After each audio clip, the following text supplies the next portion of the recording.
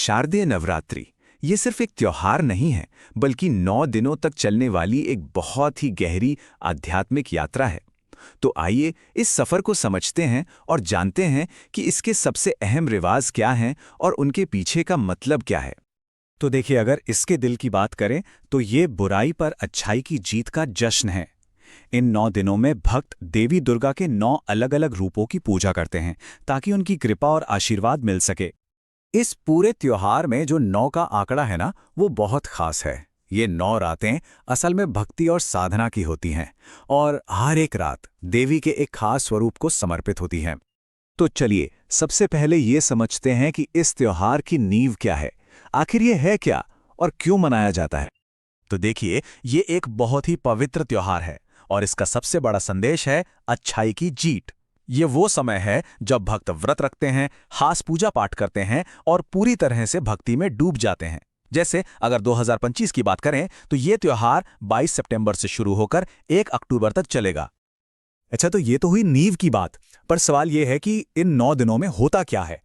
वो कौन सी खास प्रथाएं हैं जो इस त्योहार की आत्मा हैं। चलिए देखते हैं। आप देखिए, ये एक पूरी आध्यात्मिक प्रक्रिया है। शुरुआत होती है घर की साफ सफाई और कलश स्थापना से। मतलब एक पवित्र कलश रखकर देवी का आवाहन किया जाता है। फिर जलती है अखंड ज्योति, एक ऐसा दिया जो 9 दिनों तक लगातार जलता रहता है। हर रोज पूजा होती है, दुर्गा सप्तशती का पाठ होता है और खाया जाता है सात्विक भोजन, यानी व्रत वाला खाना। और फिर त्योहार के आखिर में होता है कन्या पूजन, जिसमें छोटी बच्चियों को देवी का रूप मानकर पूजा जाता है। और हाँ, जरूरतमंदों को दान देना भी बहुत शुभ माना जाता है। तो ये तो थे वो काम जो करने चाहिए, लेकिन जैसा कहते हैं ना, सिक्के का दूसरा पहलू भी होता है। कुछ ऐसी चीजें भी हैं जिनसे इन दिनों दूर रहने की सलाह दी जाती है, और वजह वही तन और मन की पवित्रता बनाए रखना। जरा इन नियमों पर नजर डालिए। ये सिर्फ बाहरी चीजों तक सीमित नहीं है।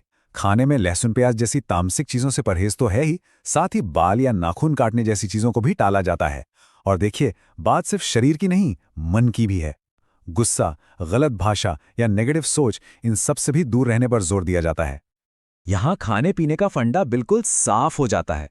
एक तरफ है सात्विक भोजन, सोचिए फल, दूध जैसी चीजें जो मन को शांत और साफ रखती हैं, और दूसरी तरफ तामसिक भोजन जैसे लहसुन, प्याज, जिन्हें साधना में रुकावट डालने वाला और अशुद्ध माना जाता है।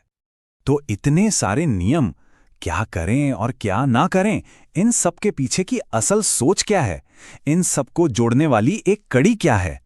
असल में इन सब का मकसद एक ही है, और वो मकसद है तन और मन दोनों की पूरी तरह से शुद्धि। हर एक नियम, चाहे वो कुछ करने का हो या कुछ न करने का, बस इसी एक चीज के लिए है। क्योंकि मान्यता यही है कि जब तन और मन शुद्ध होता है, तभी परमात्मा से कनेक्शन और गहरा होता है। ये सब जानने के बाद एक सवाल मन में जरूर आता है ना, कि आज की इस भाग दौड़ भरी जिंदगी में इस तरह का डिसिप्लिन्ड और समर्पित तरीका हमारे आध्यात्मिक जीवन के लिए कितना मायने रख सकता है।